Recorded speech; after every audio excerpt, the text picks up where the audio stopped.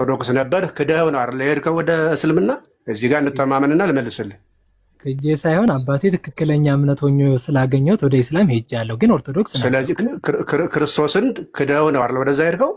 አልካርኩትም ማለት ኢሳ አለይሂ ሰላም እንደውም በበለጠ ክብር አግኝቼዋለሁ ነው የምለው እኔ ለክርስቶስ በክብሩ አግኝቼዋለሁ። ጥያቄ እኮ ስጋው ደሙን ክደው አይደል ወደ እስልምና ሄድከው? ወይ እኮ ቀላል ጥያቄ ነው።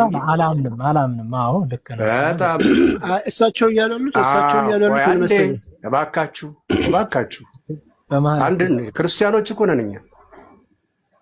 አሁን ዲያቆን ነበርክ፣ ስጋው ደሙን ተቀብለሃል። ጭራሽ ስጋው ደሙ አይደለም ብለህ በፍጹም ክህደት ወደ እስልምና ነው አይደል የሄድከው? በጣም ጥሩ። እንደዛ ከሆነ ከካድከው እንዴት ልጠይቅ ቻልክ? ይህችን እስኪ አጭር ማብራሪያ በእግዚአብሔር ወይም በአላህ ከካድከው እንዴት ልጠይቅ ቻልክ? እስኪ በደንብ እኔ ሙያዊ አስረዳሃለሁ። በደንብ የጌታ ስጋ እንደሆነ ግን በደንብ አስረዳሃለሁ። ብትችል ታምናለህ፣ ካልቻልክ ደግሞ ችግር የለም በፍቅር እንለያያለን። እንዴት ልጠይቅ ቻልክ? ልጠይቅ የቻልኩት አባ ምንድነው እንግዲህ ምንድነው ከአምስቱ አዕማደ ምስጢራት አንዱ የሆነው ነው። ቤዝመንት የሆነ ነገር ነው ምስጢረ ቁርባን የሚባለው ነገር እንደሚታወቀው እና ሁሌ የክርስቶስ ስጋና ደም ተብሎ በኢትዮጵያ ኦርቶዶክስ ተዋሕዶ መሰረት ስርዓተ ቅዳሴ ማለት ከተደረገ በኋላ ይደረጋል።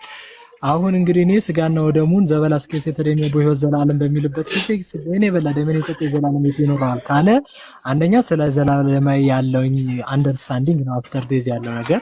ሁለተኛ ነገር ስጋውን ከስጋችን ደሙን ከደማችን ያድርገው ይል ነበር ካህኑ።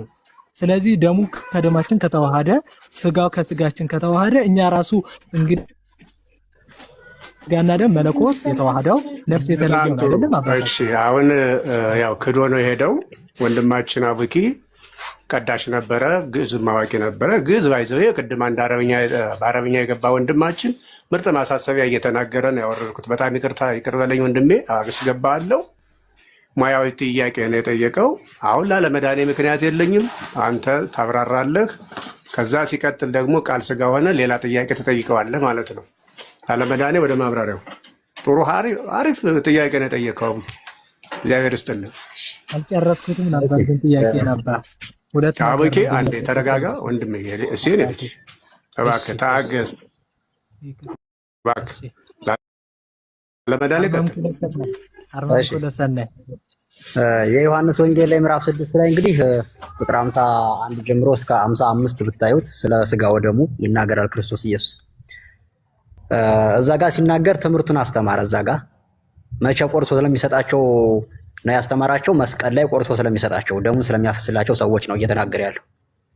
ስጋዬን የበላ ደሜን የጠጣ የዘላለም ሕይወት ይኖረዋል፣ እኔም በመጨረሻው ቀን አስነሳዋለሁ። በነገራችን ላይ ክርስቶስ ኢየሱስ በመጨረሻው ቀን እንደሚያስነሳን ከ6 ጥቅስ በላይ አለ።